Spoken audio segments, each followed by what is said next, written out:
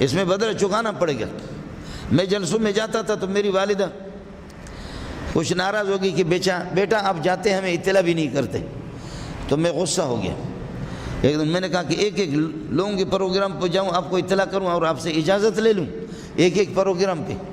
وہ اس وقت خاموش ہو گئی۔ ایک ہفتے کے بعد، ہفتہ گزرا یا 1.5 ہفتہ گزرا، میرا ایک بچہ میرے طرح رنگ میں کالا سا، اس کو پکڑ کر کے میں اس کا بوسہ لے رہا تھا۔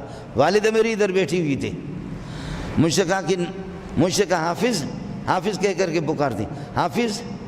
میں نے کہا جی اماں۔ کہا حافظ، اللہ کی قسم یہ آپ کو اتنا محبوب نہیں ہے جتنا تو مجھے محبوب ہے۔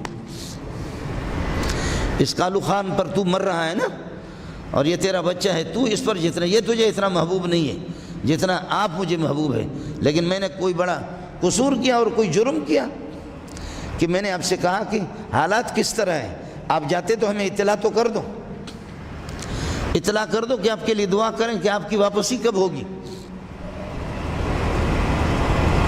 میرے نبی نے فرمایا کہ جس کے والدین میں سے ایک یا دونوں بوڑھے ہو جائیں، بچہ نوجوان ہے، اللہ تعالیٰ ان تبلیغیوں کو جزا خیر دے۔ علماء کی کمزوریاں کوتاہیاں، لیکن ان علماء کو جزا خیر دے۔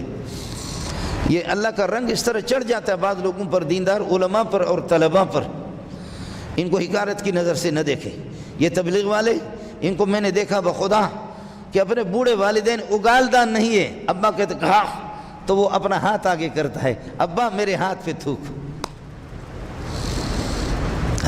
کیا کہنا،